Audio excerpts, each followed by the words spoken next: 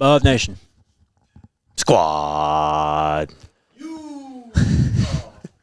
Welcome in to the DNVR postgame show presented by our friends over at Game Time. Download the app. Use the promo code BUFFS, BUFFS, for whatever sporting event. You'll get $20 off your first purchase. Terms apply. Tap ticket. Go. Download the Game Time app today. Game time? I don't know what we're going to talk about today. I really don't. I think there's a lot to talk about. There is honestly really a lot to talk about. That was an embarrassing loss. That was an embarrassing showing up, embarrassing performance. And there's really so many things wrong with what we saw tonight. Of course. But I think for me, the thing that sticks into my mind the most after watching that debacle out here in Salt Lake City that we traveled out here for Yes, is that this football team had an extra week to prepare for this game, man. This football team was coming off a bye week. They were watching Utah last week when Utah was preparing for their bitter rival. And in addition to that, my guy RG just whispered this as well. Utah was starting a true freshman quarterback tonight who was making his first career start. Did he look like a true freshman to you? Huh? Did he look like a true freshman to you? No. He didn't. And that is more to do with Colorado's defense and their unpreparedness than it has to do with Bird Ficklin, who literally ran all over this defense. 151 rushing yards for true freshman quarterback Bird Ficklin. Yep. His first rushing attempt of the night went for 63 yards. Yep. 63-yard touchdown. Yep. And at the end of the first quarter, Utah had completed one pass Yep. by their quarterback because they'd actually completed another pass on a fake punt, which was a pretty crazy and gutsy call because they were inside their own 30, but clearly they saw something on tape, which is bookmark that, talking about tape, that they felt like they could exploit. It was 17-0 after one quarter, 26, what's that, 43-0 at halftime? Sure. I mean, this is just a failure from top to bottom. Coaching, Coach Prime said it out the gate. He was like, Kyle Whittingham, 101, me and him, whooped my ass today. Yeah. Got out-coached. Robert Livingston got stuffed in a locker by Utah's offensive coordinator. Yep. Pat Shurmur got stuffed in a locker by Utah's defensive coordinator. Yep. And the players, this was a team that from the opening kickoff didn't feel like they wanted to be here or wanted to win this game. And again, coming off a bye, coming off your best win of the season, to have your worst loss of the season, arguably the worst loss of the Coach Prime era, is just so disappointing and so frustrating. This was the largest margin of loss since the Utah game in 2023. Or 22. Thank you, 2022. Yes. And you tweeted during the game, shades of 2022, right? It's a damn shame. That's a dark place to be. Talk to me, though. Well, first off, yes, RK should be joining us at some point this evening. Neely, again, guys, Neely traveled with the team. We'll see if he joins. But they are obviously trying to get the hell out of here and get back home. You want me to talk about this game? Is that what you asked? I want you to do what you want to do. That's what I want you to do. I honestly have no idea what to say about this game. That was terrible. What was so terrible about it in your eyes? What was the worst part about it from your perspective? The start, the middle, and the end. I mean, seriously, the game was over before the first quarter even ended. It was. Caden didn't look good. Looked pretty bad. I don't think Pat called a good game. I don't think he ran the ball well. I don't think the defense played well enough tonight. And that's the coaching staff let the team down. The players didn't play up to par. I really don't know what else you want me to say. I don't know how we're supposed to do an hour of this. I really don't. Yeah, I mean, I don't really know. I mean, like I said, we can talk about the quarterback. You know, Caden, this is his worst game. Yeah. And I want to say out the gate before we get too far talking about Caden, that the offensive line also played its very worst game of the season. I mean, there were free runners. Clearly, again, Utah saw something on tape where they're like, if we apply pressure to this fifth-year senior quarterback, he doesn't really have the answers. and his offensive coordinator hasn't really equipped him with the answers to combat 5, 6 rushers, coming at you. And I guess, again, Jordan Seen didn't have his best game. No. The interior of this offensive line, again, played its worst game of the year. And that resulted in Caden Salter completing 41% of his passes tonight, 9 of 22. And, again, in his defense a little bit, he said after the game that a lot of those incompletions were just straight-up throwaways, which is technically true. Okay. But you throw for 37 yards. Okay. And 1 interception. Yeah, that's terrible. You have the intentional grounding that leads to Colorado's first safety since 2016 against Stanford. I mean, there's really no defending that. I mean, for the second time this year, Caden Salter has been outplayed by a true freshman quarterback. Yep. And in Bert Ficklen's case tonight, it was his first career start. Yeah. Young man had almost 300 total yards of offense, 3 total touchdowns. So this is just a 587 total yards of offense for the Utah Utes. 422 rushing yards for the Utah Utes. Yep. And That's they absolutely averaged brutal. 8.3 yards per carry on that, too. I mean, they didn't even have to throw the ball all game. No. They did not have to throw the ball all game. Uh-uh. It's crazy. It's insane. Alyssa, RK's trying to join, but he says the link isn't working for whatever reason. He said it's ringing on his end, but yeah, I mean, look, I think the reason why I don't have very much to say is I haven't seen this game played out before by this team yet, but I've seen many different aspects of this show up already this season. And tonight you just got the worst of it all put together. Yeah. I mean, seriously, was any of that surprising to you? I mean, no. I mean, this defense came into tonight as the second worst rushing defense in the conference. Yep. And they got absolutely gashed from the opening kickoff. Mm-hmm. Offensively, this offense has been consistent inconsistent. No, they've been consistently inconsistent. Well said. Since week 1. Yes. So from that perspective, no. There was nothing really that surprised me tonight other than the final score, I should say, because nobody expected that. Caden Salter's been consistently inconsistent since week 1. Yep. Pat Shurmur has been consistently inconsistent since week 1. And this team has yet to show that they can do 2 things. 1, play on the road. They were so good at it last year. And that is a reflection of leadership, in my opinion. Sure. Coaching and players. I mean, everyone's to blame. I mean, the chat just wants to hear us say, yes, Coach Prime is to blame. So there you go. When we say coaching, that includes him, I mean, first and foremost. There's no one wearing a CU logo that is in this, with this team tonight that is not responsible for this. Yeah, 100%. I mean, again, you had a bye week. You had a bye week, bro. And it seems like, and this is maybe the most damning part about this coaching staff, but it seems like, because when I'm talking about this, the time to prepare and looking bad, it just always brings me back to the Alamo Bowl. When you had a whole month to prepare and you came out and had that dog shit performance, similar to the one you had tonight. And it seems like the more time you give this coaching staff to prepare, the worse the results are. And that should never be the case. Mm-hmm. I was saying earlier, 2 things this team has just yet to prove that they can do. I mentioned win on the road. The other thing is win 2 games in a row. Yep. Put together 2 solid performances in a row. And that is obviously just unfortunate and not ideal. Mm-hmm. And it results in ass whoopings like tonight. Yep. And Coach Prime and Caden Salter talking about they're blindsided.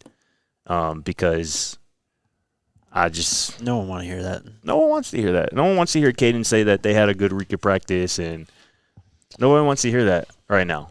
I mean, y'all just got dog walked. Bro, the whole week of content of shows means nothing. None of what we talked about meant anything. This was never a game from the start. Clearly. Yeah. Clearly. I mean, again, you lose a game like this, you're down 50-0 at one point. That's coaching. That is unpreparedness. That is lack of heart. And, we'll talk about the fact that we didn't see Omarion Miller in the first half. Joseph Williams just did not play. We didn't see Joseph Williams at all tonight. Yeah. And for all y'all out there, y'all know why. For the most part, Coach Prime kind of alluded to it. He straight up said it 2 days ago on the coaches show earlier this week. Yeah, it's you do some things that aren't up to standard, there are going to be repercussions. Mm-hmm. And we saw that tonight. And those two guys not living up to the standard hurt their teammates tonight and hurt their team tonight. And they have to kind of live with that, and hopefully they respond from that. But not having your two best receivers out on the field in a game where your starting quarterback throws for 37 yards, there's got to be some accountability on that. And Coach Prime was asked about that specifically after the game in the post-game presser about how frustrating it is to have two of your leaders not out there. Mm-hmm. And Coach Prime was very, very, very, very quick to shut that down and saying, y'all got to stop using that word. We don't use that word lightly. We can't just because somebody is good. And Coach Prime said this, just because somebody is good at football, a good football player, does not mean they're a leader. Yeah. And that has become, I think, really clear for this team. There are a lot of good football players on this team. There aren't a lot of leaders. Mm-hmm. And the fact that the word leaders and leadership continues to get brought up in big old week 9 is a reflection of the coaching staff, in my opinion. 100%. I mean, again, you had a bye week. What was done during it? Great question. What was done during it? Who knows? What was accomplished during it? Should be working. I called in just fine. But anyways. Sorry, guys. We're trying to get RK on the show. But yeah, I mean, you mentioned it. It goes back to the Alamo Bowl. You had a whole month for that game. And BYU in that game looked like they spent a month preparing for you. Yeah. And you went out there and it looked like you were just enjoying the time off, enjoying the holidays. And clearly, the team this week on the bye week enjoyed the time off. And can you text RK or something? Please. Because I don't know why. I literally just called in 2 seconds. It went just. Is he saying it's still not working? Yes. Does Bro know we're on the show? Okay, sorry. They clearly didn't take advantage of the bye week. I don't know what's going on with this team, honestly. People say this team is unserious and all that, blah, blah, blah. But I think a lot of that's true. This team just clearly doesn't have it from the player's perspective in terms of locking in, doing what is expected of you, what your job is to do as a football player in college football. Yeah. And straightforward. They just think this shit is sweet. Clearly. A lot of them do. And until he's here, and until that changes, and I don't know how that changes, this is just what's going to happen. RK is here. Hello, sir. What's going on, boys? What's up, my man? What's cracking, brother? Go ahead, bro. Yeah, man. I mean, this is an organizational failure, in my opinion. There's no person that you can point to within that organization who doesn't bear responsibility for what just happened. And so you start with the head coach. I don't believe that Coach Prime had this football team prepared for this football game. And, it goes back to coming out of the bye week and the players clearly not approaching that properly, whether that is isolated or not. Then you go to the offensive coordinator, who clearly did not have a game plan prepared for what to expect to see from Utah. You go to the defensive coordinator, who clearly did not have a game plan that was built and prepared to see what you're going to see from Utah, who, by the way, basically ran 3 plays the entire night that absolutely destroyed you over and over and over again. And the list goes on and on and on and on and on. This is an organizational failure. You don't get beat like that with a roster like that unless everyone didn't do their job. And so it doesn't matter how you slice it, how you cut it, who you want to point a finger at. You can point a finger anywhere you want, and you will be right. Because this football team was not prepared to play in this football game tonight. And it's a real shame. We've seen, as Buffs fans, we've seen bad losses. We're used to it.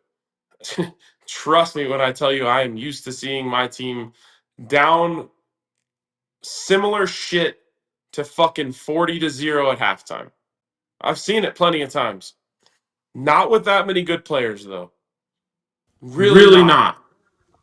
And so that is the most disappointing, disheartening, and disgusting thing about this performance tonight is that roster, it's not perfect by any means, but it's way, way, way better than they showed tonight. And the only way to explain that is an organizational failure across all levels. Well said. Go ahead. I was saying 100%. I mean, this falls on everybody, no doubt, but it has to start up top. It has to start with the coaching staff because this team was just simply not prepared for what Utah was planning to do. And it wasn't anything really exotic on either side of the ball. You bring pressure, and it makes me think about – I was listening to Arcade Talk there. It makes me think about when you were talking about earlier this week, this could maybe actually potentially be a good week for screens. And with how often Utah just spammed blitz and 5-6 rushers. Did we run one tonight? No. And I said that during the game. I'm like, wait, we actually haven't even ran a screen tonight. And it's that just type of. Are they practicing football in Boulder? Honestly, dog. And honestly, listen to Caden after the game, too. He blindsided was the word he literally used. He said, I watched 10-plus hours of film this week. The stuff that the pressures in particular that we saw tonight was nowhere to be found on tape. Well, damn it. There's got to be answers for that. Adjust. Exactly. You got to prepare and you got to adjust. And 0 for 2. You're 0 for 2 tonight. I mean, they didn't even have, like, I don't even know what the game plan was tonight. Seriously. I mean.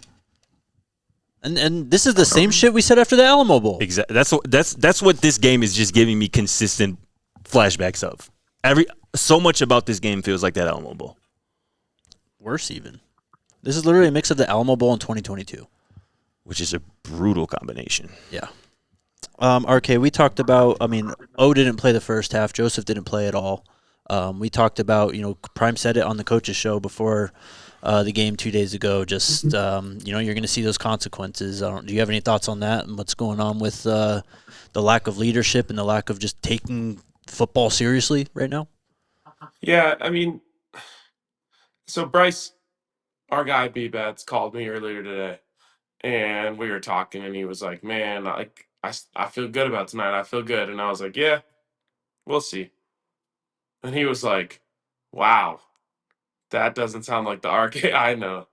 And I told him, I was like, when you have a big win like that, and you can't even get your whole team to come back prepped and ready to go after a bye week, you can't get back on time.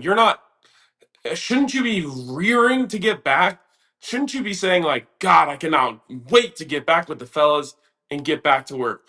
Hell, if you're that serious about this shit, maybe you shouldn't have left at all and just said, like, hey, let's lock in. We've got a chance to save our season right now. And so when we heard that from Coach Prime, and obviously, we plugged the people that we know to figure out what the hell was going on, and we heard about some of the things that went on this week, it just disgusts me. You said it, Jake, like, unserious is a fair word to use right now. That's an unserious ass way about going through a bye week. And so let me be clear when I say I'm not just pointing the finger at O and JoJo, who clearly were the most noticeable absences tonight because of what went on. Like, to me, it goes across the football team, and it's a symptom of a larger problem of, like, how serious were you really taking this? Because that type of stuff, whether it's to that level of now you don't get to play in the first half or the entire game, or whether it's just to the minor levels of, hey, you just weren't there for this thing that you needed to be there for in the morning. sends to me a message of you don't care as much as you need to. And so, yeah, I didn't like, I can count on, actually, no, this is the one time in the entire Prime era when I woke up this morning and I didn't think, like, yeah, we're about to go win this shit. Really didn't have that feeling this morning. And as much as, like, throughout the week, I tried to talk myself into it. And when I saw the line come out at 13.5, I'm like, that's a crazy line. Like, I knew this morning something was off when I woke up and I didn't feel like we were going to just go out there and win that. And it has to do with the fact that this team, I don't feel like approached the bye week like an opportunity to get better. They approached the bye week like a week off. And that's across the board. Again, organizational failure. The give a fuck factor on this team is entirely too low. We care more about this team than some of the players, honestly. A lot of people in this chat right now care a lot more about this team than it seems some of these players do. Many of these players do.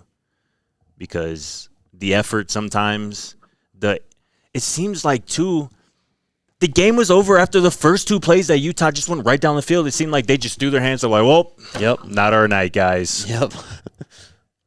And that is what losing teams do. That is what players and coaches and teams who don't really give a fuck, who don't really care as much or as badly as they need to.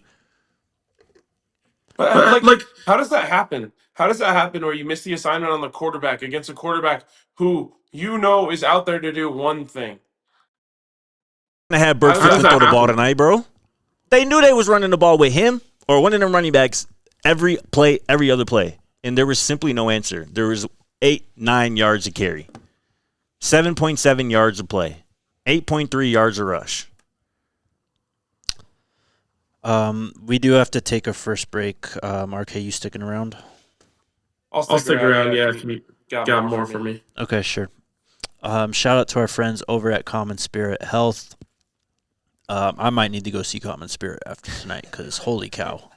But at Common Spirit Health, they're more than just hospitals and clinics. They're a team of passionate, expert caregivers dedicated to your well-being, woven into the very fabric of your community. From preventative care to advanced surgical solutions, they got the physicians and caring staff here for you, offering personalized treatment tailored to your unique needs. They got a sports medicine facility out there in Parker as well. So go check them out if you're an athlete as well. Experience the difference compassion makes. Find a Common Spirit location near you and discover a new standard of health and healing by visiting mountain.commonspirit.org. Common Spirit Health, official healthcare partner of the Denver Broncos. Stand by, brother. Stand by. And also shout out to our friends over at Toyota. What? Shout out Toyota, the most reliable vehicle out here in the Four Corners / mountain region. We kind of experienced that today in my Pop's Toyota. Hell yeah. Shout out to Pops, man. Yeah, shout out to the Pops. Shout out to Pops Proctor as well. Yeah, we took the Toyota all the way out to Squaw Peak. We went to my parents' house. We went all the way, obviously, to Salt Lake and back. And it's the same case out there in Denver. If you come out to Boulder for a game, you're going to need a Toyota to get around and see all the beautiful sights Colorado has to offer. Visit your Front Range Toyota stores at a location near you. AutoNation Toyota, Arapahoe and Centennial, Corwin Toyota in Boulder, Groove Toyota in Littleton, Mountain States Toyota in Denver, Stevenson Toyota East in Aurora, and Stevenson Toyota West in Lakewood. Toyota is a proud partner of CU Athletics and the official vehicle of DNVR. Let's go places. Real quickly, shout out to your Pops, man. He had us over at the crib today, took care of us with some pork ribs, bro, the beef ribs, bro, the baked beans, bro, the mac salad. He went crazy today. Shout out to Pops. Yeah. Shout out to my mom. It's her birthday today. Oh, happy birthday, Mama Proctor. Love you, Mama. Happy glow day. Happy birthday. All right, okay. We haven't had the Julian discussion yet. I got something I got to say before we get into that. This is the type of game where, like, shit has to change. We see this happen in the NFL, and, like, something that they'll say on the broadcast is like, oh, yeah, like, you just can't embarrass the owners like this. Like, something's going to change. Now, anyone who thinks that Coach Prime should or is going to be fired after this is losing their fucking minds. Like, that is obviously not happening. Coach Prime has completely turned around and re-energized this program from the literal dead. So let's have some perspective. At the same time, this looked like what it looked like before Coach Prime got here. So that's a big fucking problem. But This is a game where Coach Prime has to stand up as the leader of this organization and say, okay, we're going to make changes. We understand that that is unacceptable. We are going to change things. And so, like, we talk to everyone. I don't know if everyone knows that, but like, we talk to everyone. The people that I'm in communication with on game day goes very deep. The frustration and upsetness and disgust and absolute inconsolability of all the people who are charged with driving this program forward is at an all-time high right now. Because just as much as this this game was unacceptable, the investment that is happening from CU fans and donors has never been higher. And so yes, while there's always ways that we could push forward, there are people who have done everything that has been asked of them to try to make this football team competitive and to compete at the highest level who are beside themselves right now for good reason. So this is not one that you just get to say like, wow, we didn't see that coming. That's crazy. And move on. This is a football game where you have to look directly at yourself in the mirror and say what needs to change immediately. I mean, like tomorrow or Monday, because there's a lot of people who have given a lot to this program who are wondering what the hell just happened. And they're very, very justified in wondering that.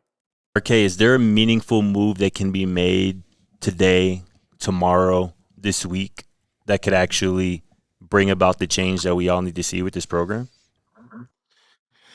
I don't know. And I mean, I think it gets us into the Juju discussion. Like, that is the future of this football program. And so if you were like, I'm not saying that that's the only change that could or should be made, but that's one where you're saying, okay, look, it's time to look to the future. We messed up this year. We thought we had more than we had. We were wrong about a few guys, etc. Let's get everyone excited about next year. Like that's a play that you can call. That's one of the oldest plays in the book. But I don't think that is satisfactory for what you just saw out there. So we've talked so much about play calling. I don't have to get any further into that than I have in the past. Everyone knows where I stand on that, but it's a problem that has spanned far too long. So there's one place you could look, but like again, like I said, this is a time where you have to press a button. You don't just get to go back and say like, "Oh, back to the drawing board. Here we go." Like you got to show that you are serious as the unserious allegations are raining down on you to show, hey, we're not going to accept this as a legitimate result for our program. Great point. I mean, that's how you should react. Like if you put all this investment, all this time, all these resources into something that you love and care about, and then they show you just complete unseriousness on the other side of it, I mean, absolutely. You have the right to be upset, and something serious should be done to help and try and remedy the problem. I wouldn't even say fix the problem, because I don't think you can fix anything for the rest of the season at this point. Even if you put Julian in, that doesn't fix anything. No, it really doesn't. And that's why I asked you that question, RK, because as much as I agree, I mean, I wrote it in my, instant takeaways that drastic changes must be made, whether it's a play caller, whether it's a coordinator, whether it's coaching staff, whether it's a quarterback. Something has to be done. But even if it is, I don't know if that's changing much with the direction of this team this year. But I do agree, RK, the right play probably is to just turn the page as a program to next year almost. You use these last 4 games, correct? Use these last 4 games as a springboard to next year. We already saw Quinn Gibson get a start tonight. Saw Quanell get a start tonight. And that just – we might have just already arrived at that time. Yeah. That we're on to 2026 and getting the guys who you still believe in, that and believe are going to be around and help this program next year and beyond, and get them ready. and get them as many opportunities as you can this next month because, it's time to admit some very uncomfortable things. It's time to admit that you swung and missed on quarterback in the portal. You swung and miss on a lot in the portal. You swung and missed on a few linemen. You swung and missed on the secondary, at linebacker, at defensive line, at a couple. It's time to admit some uncomfortable truths with this coaching staff, with this team, and it's time to turn the page to next year. At this point, you got 4 games left, and those 4 games, I think, in my opinion, need to be played with next season, with 2026 in mind. Yep. Go ahead. As it relates to Juju, so he's played 1 game. If we're concerned about a red shirt, which I personally am not, I don't see Julian Lewis as a 5-year college player. But if you are concerned about that, I think that's a problem for week 12 or week 13, whatever you want to call it, for game 12. You go to Juju next week. And if you get to a point heading into the final game of the season where you're asking yourselves, should we or shouldn't we burn Juju's red shirt? Answer that question then. It's fine. If bowl eligibility is out of the question and you make the decision that Juju's red shirt is more important than that football game, and you say, okay, we're going to start Ryan Staub in this game or Caden Salter, I have no problem with that. But the time to make that move is now. And it's what I said, I don't know, the last time we had this conversation, which was like, hey, don't start Julian Lewis on the road at Utah. I think that why I felt that way proved itself to be pretty clear tonight. Start Julian Lewis the first home game after the bye week at Arizona, home to Arizona. And this is the time to do that. This is the time to do that. You need to give him a full week of preparation. Tell him that he's the starter tonight, tomorrow, and say, all right, it's time. Whether Pat Shurmur is going to be the offensive coordinator next week or someone else, get that ball rolling right now so that Julian Lewis gets a fair shot at it. I didn't have any problem with them not going to Julian tonight. I know a lot of people did. To me, that's not the way to do it. When you get him out there in the right situation. And someone quote tweeted me and said, like, yeah, this is exactly what Cleveland media is saying about Shador. I agree with them. I don't want Shador to come into the game because Dylan Gabriel got like an ankle sprain. And now he's out there with 0 first-team reps trying to run the offense. So I actually agree with them on that. Well, I'm sure Shador feels like he could go out there and ball either way, and I'm sure that Julian feels the same way. I'm trying to control what I can control with my young quarterback. And so for me, you're going to Julian. You should do it tonight or tomorrow. Let him know that he's going to make his first start, get the ball rolling, and give him a proper chance to be prepared for that football game. And there's a lot of chatter about if Juju is ready. Let's find out. Yeah.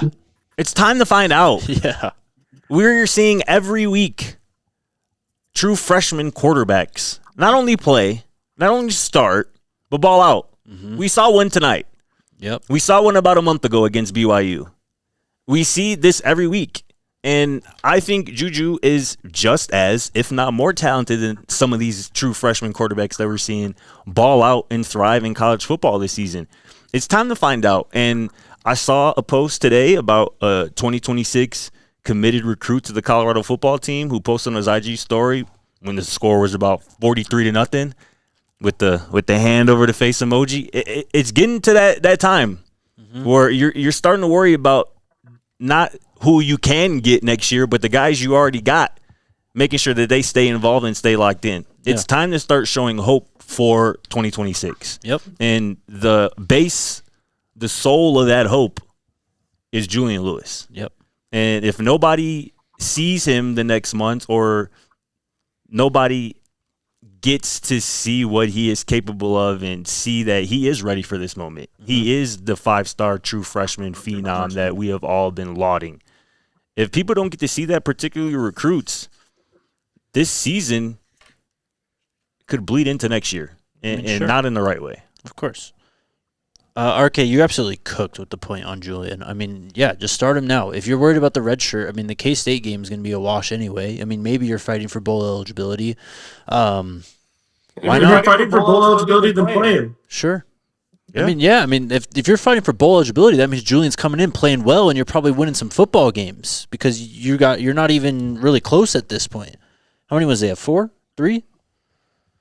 Three wins for this football team? Yeah, 3-5. So, yeah, I mean, maybe you have the conversation if Julian wins 2 or if he loses his first 2 games or whatever, and it's like, all right, well, we're clearly not fighting for bowl eligibility. But, shoot, man, even at that point, like, the most valuable thing for Julian's going to be experience. Yes. And as you said, that's even more the reason to get the ball rolling with, Quanell, get Quentin in, in the more the wide receiver stuff.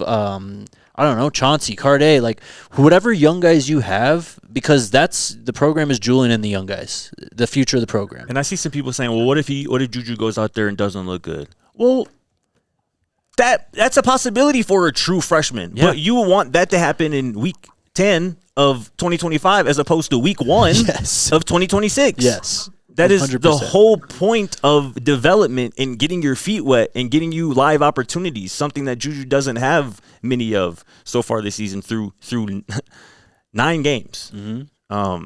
It's time. And I don't know if Coach Prime feels that way. I don't know if Coach Prime still feels that Juju's coming around that mountain when he comes or not. I don't know. But changes have to be made, and it sounds like Coach Prime feels the same way, but we won't know until we see some semblance of that. Yep. You have anything else, RK? No. Miss you guys. Safe travels home. Thank you, sir. We'll Appreciate see you, bro. You're kind of week. fresh in all that gold. I ain't gonna lie. I like that, bro. I like that look you got on today, bro. You're looking good, bro. We all looked fresh in the gold. It's if only we could have had something to celebrate tonight. Thanks for joining, man. Appreciate you. See you, broski. Later, brother. All right, let's take our next break. And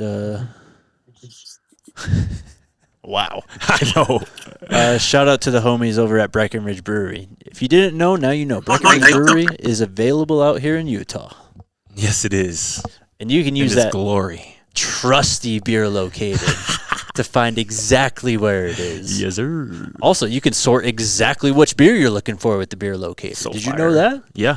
Check it out. Oh, yeah. Hopefully the bar was popping pregame. I hope a few people showed up and were able to hang out with RK and just, crush a few Breck brews, have a good time before this game ultimately ruined everyone's mood. But maybe you should have a Breck brew if that's the case either way. Shout out to the homies. Check out the beer locator at breckbrew.com to find a brew near you. And shout out to the squad over at Taco Bell, man. Y'all know that crispy chicken is back at Taco Bell? Tell me about it. If you didn't, man, let me tell y'all about it, man. This crispy chicken at Taco Bell, it's bringing the heat, man. This is some premium all-white meat marinated chicken. It's seasoned with them bold Mexican spices, tossed in the crunchy tortilla chip coating, making it the most unique crispy chicken out there. Look at my boy RG listening over there. He's getting hungry right now just listening to it. Are you drooling, bro? You can relax. We'll go to Taco Bell after the show, okay? You can get these chicken strips in a taco, in a burrito, or a la carte with Taco Bell's signature dipping sauces. And for a limited time, Taco Bell is partnering with Frank's Red Hot and bringing you a red hot creamy buffalo sauce, which pairs perfectly in your taco and your burrito or for dipping your strips. If you got a group, throw in a few Buffs boxes before Taco Bell Classics and a player collectible cup for only $7 to satisfy your Taco Bell crave. It's the best deal in all of Colorado. Taco Bell is a proud partner of CU Athletics, and they are donating $1,000 to the Golden Buffalo Scholarship Foundation for every CU touchdown scored this season. Liv Moss at Taco Bell. Shout out to Taco Bell. And since we're talking about it, should we just pull up the Taco Bell touchdown tracker right now? Let's just do that right now. Sure. Let's do it right now. Since we're on that topic, go ahead. I think we're at 24. Yeah, we're at 24. We're at 24 touchdowns. We got one tonight, a little quarterback sneak from old Stauber. Yeah. Are we on fire sauce yet? Close? Almost a fire sauce. Almost a fire. We're getting there, though. Maybe we'll get there this season. Potentially. Hopefully. But yeah, I think the Buffs will have more chances for touchdowns next week, potentially. Why you say that? I don't know. Arizona's not as good as Utah. Arizona's defense is nice, though. Yeah. Just saying. They gotta come to Boulder though. At least you're not going on the road. That's true. Because this team doesn't play well on the road. Not at all. Not at all. Yeah. But shout to Taco Bell, man. Like I said, $1,000 Taco Bell is donating to the Golden Buffalo Scholarship Foundation for every touchdown scored this year. We're already up to 24 touchdowns after one tonight. So shout to Taco Bell, man. We're getting there. Mad love to TB, man. Oh yeah. I don't know. What else do you want to talk about?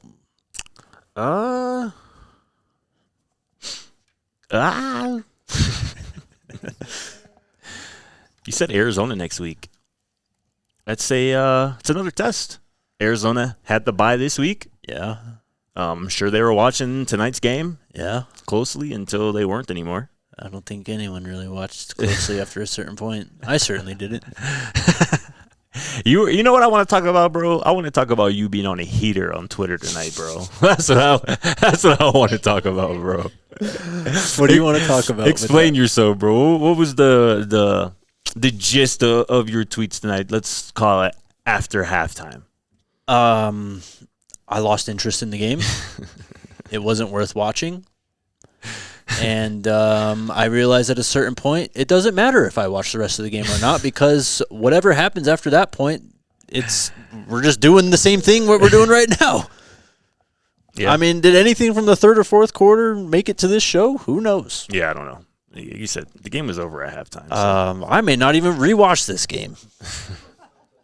Like, what's the point of this game? This game is just complete garbage. Like, clearly this means something to the team. I hope they watch the film of this game. Yeah. But for us, like, I don't know. My mind was wandering to other places. Started looking through my camera roll. Yeah, you did. Found some cool pictures to potentially post. Didn't post them all. Posted a couple. Had some questions I wanted to ask the chat. I wanted to put an F1 tweet out there. I'm very interested in tomorrow's race. Oh, yeah.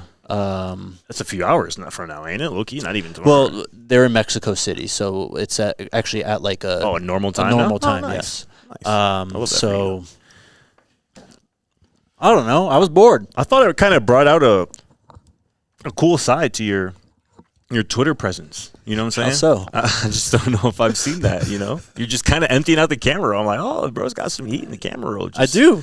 Just saved for a rainy day.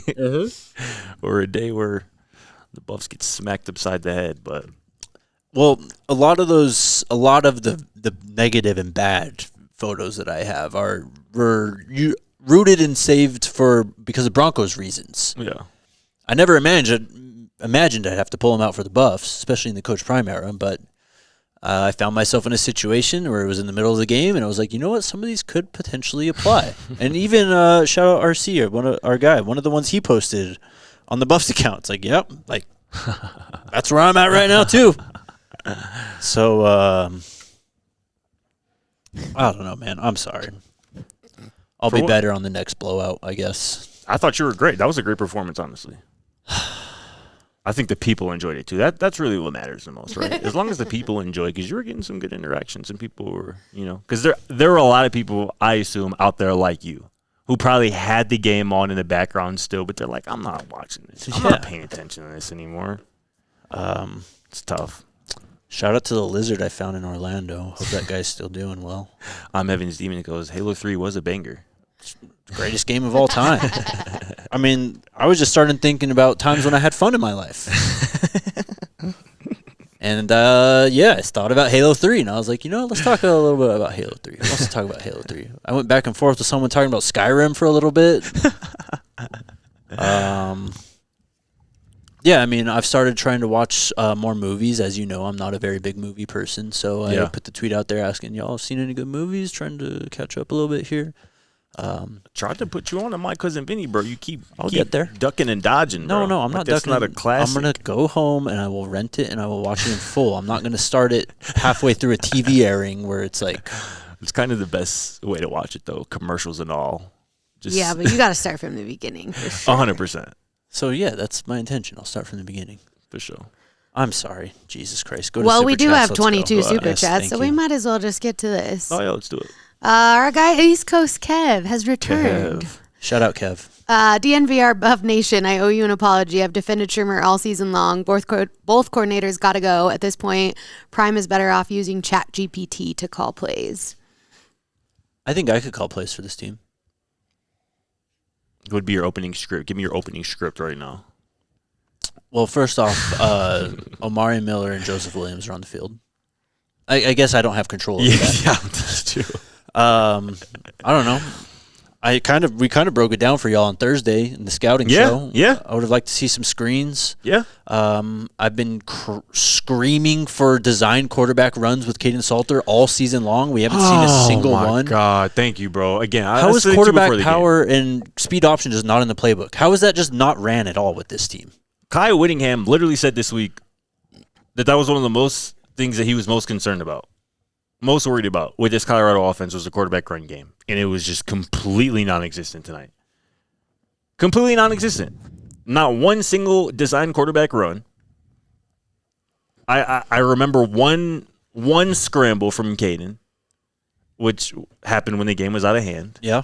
And like I said, for Kyle Whittingham to go out and say, like, this is something they're really good at, and we have to be ready for this. We are concerned about this. And you as an offense just don't even tap into it once. I would have rolled Caden Salter out on the perimeter, given him options to either chuck it deep or just take off or throw it out of bounds. I don't know. How many rushing attempts did this team even have tonight? They had 38. 14 of them were from Caden. I hate how the backfield, it's 8, 6, 1, 3, 6 carries. How does anyone get a rhythm going there? I would have probably at least taken one deep shot. Bro. This offense is, it's a mess. I can't even say it's that. a complete fucking mess. It's true, but I feel like when I say that, I'm letting the defense off the hook, which I don't want to do because they were just as brutal tonight. They're mutually exclusive, though. Yeah, they are. They are. But I don't know, man. We can criticize the offense, and it's not meaning we're giving the defense a pass. You're right. I know. So in my mind, I know that's how that works, but, people interpret it as giving it a pass. But the offensive plan, like I said, we were having these conversations after Georgia Tech. We were having these conversations after the Alamo Bowl. This is why I'm just so resigned at this point, because after Georgia Tech, I was like, okay, where's the QB power? Where's the speed option? Okay, that's weird. Why aren't there many RPOs being called? There's no dedication to the run game. We're not taking shots. Julian's not even being considered to go in. Like, again, these are all the same things I said after the Georgia Tech post game or in the Georgia Tech post game. Yeah. And it's like I don't want to say the same stuff every week, but here we are, and I got to say the same stuff every week. So I'm sorry. What's the next Super Chat, please? Well, speaking of the offense, Big Tools with Super Chat says a week to prepare, and that's what you do. Jay Brown says not one QB rollout with the cussing face and the sick emoji. Cape Crusader, $5 Super Chat says, do not be surprised if we start losing their top recruits. Why would top talent want to come here, especially a top tight end? We don't throw to our tight ends. Look, man, I understand why the fans are saying this stuff. My mind doesn't even go to that shit at this point, honestly. I can't get there. Yeah. I mean, yeah, obviously recruiting matters, and we're going to talk about recruiting on the show.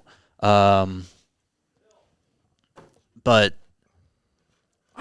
it doesn't matter at this point. I'm sorry, it really doesn't. Like, we'll get to recruiting and signing day and all that stuff in about a month from now when the season's over, and we'll see where we are. We'll see what's going on. But I mean, people are like, Julian's hits are in the portal. I was just like, bro, can we get through the season? Can we get through the season?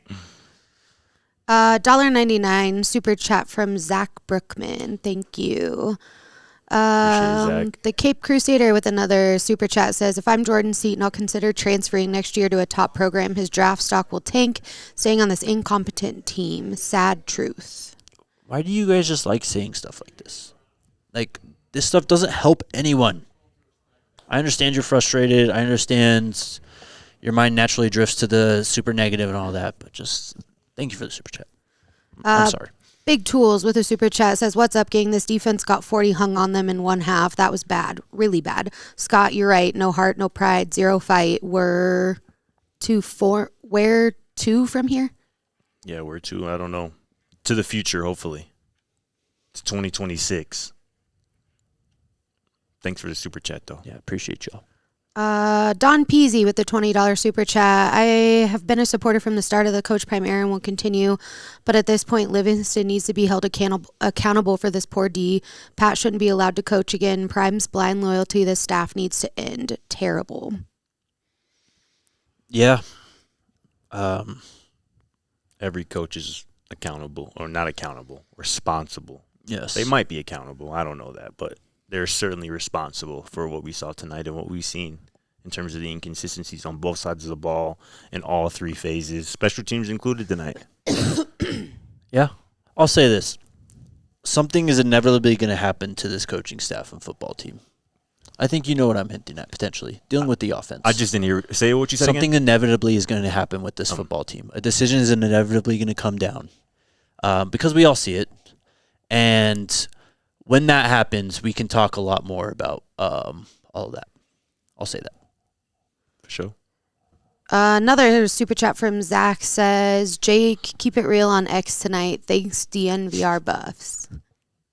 Yeah. Yeah. Thank you, I guess I had a good performance. I'm sorry. You did, bro. You did. Hendy with the super chat says, "People thought I was insane after we signed Salter. I said we should have got Miller Moss instead for this offense." Where he at? Huh? Miller Moss? Louisville, I think. Coulda, shoulda, woulda. For sure, but, and I'm sorry, this is not probably the best space to do this, but it made so much sense bringing in Caden Salter at the time. This team could not run the football. You brought in potentially the best running quarterback that you could find out of the portal. Everyone knows it made sense at the time, and it hasn't worked out. Right. It's just this is coaching. This is life. It's a lesson. You learn from it. You move on. You do better when you're in that situation moving forward. Yep. That's really all I can say about that. Another super chat from Dom Peasy says, "Also not calling a single HB screen versus a blitzing defense should be a criminal offense. This was disgusting. Heads need to roll in December." How does that happen? I mean, it's clearly what Utah's plan was defensively. It's like, let's get Caden off his spot. Let's get him rattled because he is not equipped with the answers to beat the blitz. And for somebody who has called screens so frequently this season, to completely abandon it in a game where it would have behooved you to call a few is really just head scratching, and it just makes you think, like, what is really going on? It's like Pat Shurmur intentionally wanted to piss us off and the fan base off. He's like, "Oh, y'all hate the screens? Y'all hate the screens? Really? That's Watch this against Utah when they're just screaming downhill constantly. Watch this." I'm sorry. Wyatt Jesus. Tyler with the super chat says, "Is the idea to get Juju a couple starts to end the season to maintain that red shirt? Why else not start him the next week? Make sure he doesn't portal out." I think the answer to that is either they're trying to preserve the red shirt, or I think it's maybe three things. Either that, or they're trying to give Caden every opportunity possible after kind of what transpired earlier in the season, or they just simply don't think he's ready. Yeah, spot on. I mean, those are the three options of what's happening, of why we haven't seen Juju yet. That's for it. sure. It's one of those. I think it's the first, though. Neely mentioned it on the pregame show yesterday, though. In terms of they wanted to Caden. make Caden feel like, right. they have his, and I'm not saying like they don't have his back, but they wanted to make him feel they do have his back, and like they wanted him to know that, right? Yeah. And so I think that's just, it's something you kind of have to set a precedent on. Yeah. Like, what if Julian struggles for a while? Like, exactly. He'll remember if this did happen. He'll remember if he was put in over Caden in the middle of the season or whatever, and completely disrupted the flow of the season, and he'll probably think, "Oh, if I play bad, this could happen to me." Other quarterbacks in the portal could think that. Other recruits could think that. So, and again, like contextually, like it sucks right now, and again, no one wants to hear it, but it's transition year, and sometimes you really just gotta bite down, grit your teeth, and just get through it, man. And so, I do think we see Julian at some point this year. Me too. I think that it became a little bit clear after they went back to Caden after the Houston game. And it's like, yeah, probably not going to see too much of Julian. So, yeah. FF18 Buff says, nobody looked like they cared enough to represent the CU Buffaloes in the state of Colorado. It is broken for some reason. Love Prime, but damn. Yeah, changes need to happen. Chuck Jackson says, tonight looked like a real meltdown of the team recruits and key players are hitting the portal if it's looking like a shit show, man. And it's too much talent on the team. I hope I'm wrong, though. Sure. Again, I can't... Portal entries and all that stuff, we'll get there. We will get there. I promise you we'll talk about it. We do this show 5 days a week. We will talk about it when we get there. Another one from Wyatt Tyler says, taking a timeout at the 1 yard line because we don't know what to do explains it all. It's all coaching. It's pathetic. I actually saw that happen. Yeah. That was crazy. Yeah, Seat was pissed. Seat was going insane. How does that happen, though? Ryan Staub's in the game. Why are we even getting in the tush-push, like, how do those... Next, please. FF18 Buffs again says, we pay the players now, they're pros, accountable. That's how Coach Prime operates. Yeah. Don Peasy with another super chat says, another week, another reason 12 and 2 are retired. Yes, sir. I mean, yeah, clearly. Totally deserved. Mountain Aesthetics says, Jake, Scotty, I see you guys. Tough job right now. I mean, I'm talking to Scott in the fourth quarter when the game's dead. I'm like, bro, what are we talking about today? Well, we obviously found stuff to talk about, but geez, man. Jesus. Tom Jr. Carlson says, thank you for keeping it real tonight. This felt like Super Bowl 48, deflating from the first minute. This feels more and more hopeless by the week. This team isn't fun to watch anymore. I'm tired, really tired at this point. What Super Bowl was that? The worst day of my life. That's what that Super Bowl was. Understood. Nothing compares to that day. I'm sorry. I know this is really bad right now, but nothing compares to that day. Another super chat from Big Tool says, I don't think Juju is ready or they would seriously consider the freshman. Plus, Sean Lewis got demoted for less. Why is Pat Shurmur still calling plays? I don't know. Again, I want to comment on that quickly because I do believe, I think these situations are kind of connected. Coach Prime fired Sean Lewis in the midst of the 2023 season, correct? Mm-hmm. Sean Camp said, wasn't it week 9 of 2023 when Prime made the switch? Was it? The Oregon State game was the first game that Pat called. So, like I said, Coach Prime fired an offensive coordinator in 2023, and I think he caught a lot of flack for that. Mm-hmm. Certainly on social media. I'm sure he doesn't care about that, but I think that's part of the reason why he is holding on to Pat Shurmur this year. And in turn, he kind of benched Caden Salter earlier this year, and it kind of blew up, and he went back to him. And I think that's part of the reason why he doesn't want to bench him again. Yep. So I just think those two kind of decisions are intertwined where Coach Prime has already kind of pushed that button before. You know what I'm saying? And to push it again kind of almost reeks of desperation. But at this point, 4 games left, 3 and 5, it's that time. Yeah. And like I said, we've had entirely too many conversations about the offensive play calling and the offensive coordinator. Yeah. And I know Coach Prime sees it. I hope he does. But I more so hope that he acts on it. For sure. Shout out Jack in the comments, by the way. But, I mean, Coach Prime tells us every week, I saw what you saw. Right. I do think that I think he's trying to avoid being labeled a coach killer. Exactly. And that's really the last thing you want to be labeled, too. So I don't really blame him in that regard. But at the same time, it's got to be fixed. You got to do something. Again, when a certain thing happens and we're able to talk a little bit more about the offense and everything, we'll talk about it. Another super chat from Dom Peasy says, along with players, start suspending play callers, starting with Pat. Bartoloni should call the plays first half or all of next game and make Pat watch. Next, please. Lawrence with the super chat says, Shermer, it's been real, but it's Leftwich time. Leftwich. Next, please. Stanford with a super chat says, at least you didn't have to worry about time management. LOL.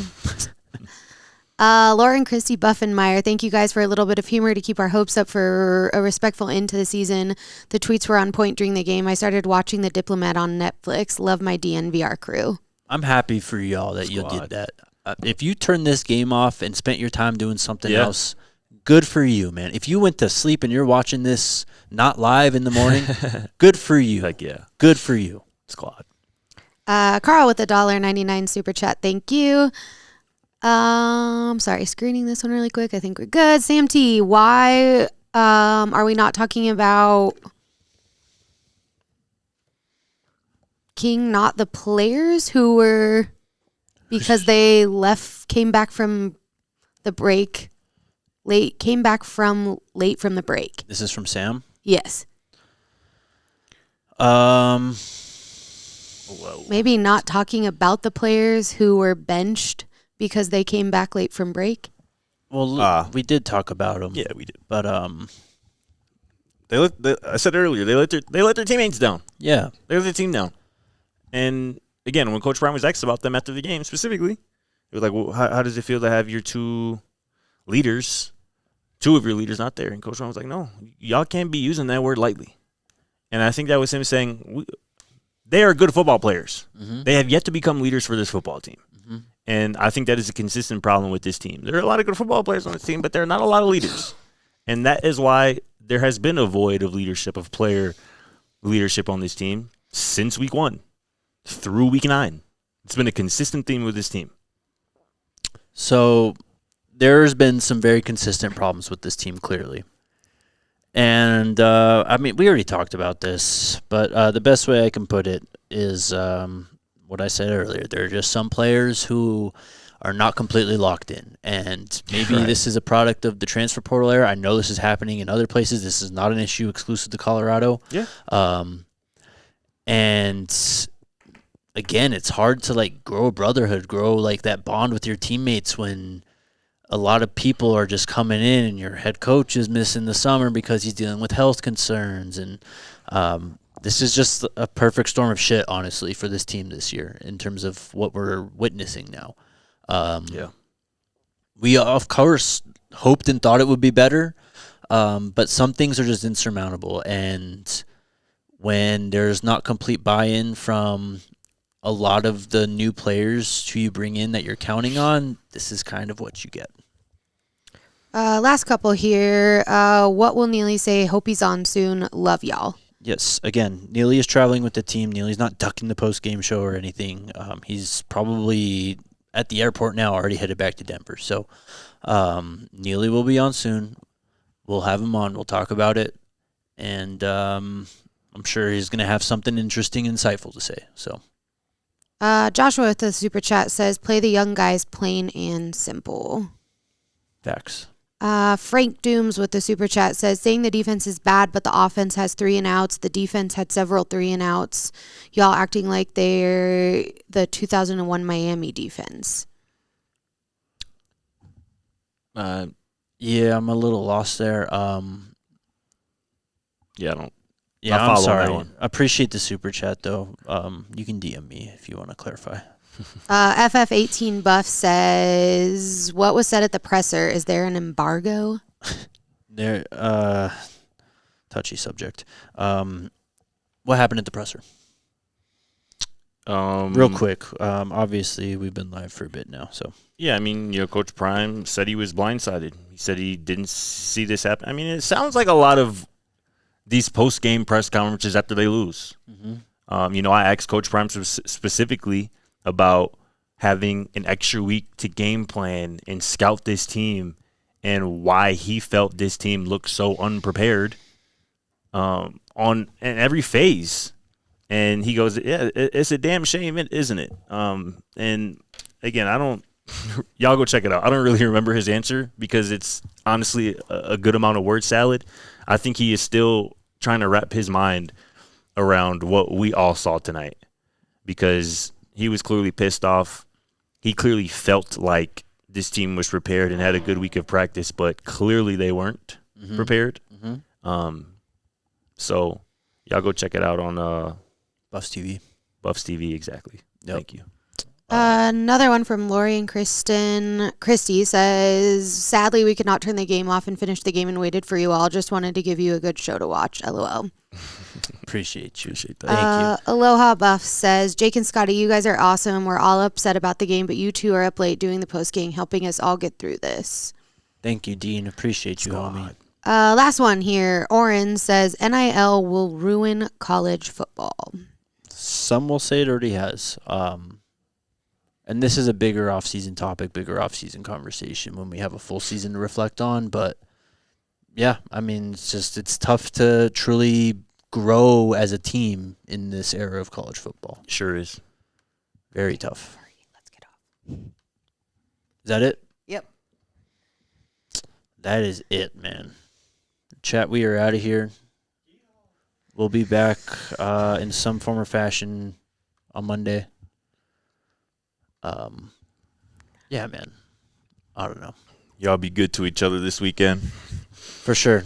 Enjoy the rest of y'all night. Enjoy y'all Sunday. Enjoy the rest of y'all weekend. Yes, be kind to each other. Take some time away from Buffs football, actually. Yes. There's more to life than this, I promise to you.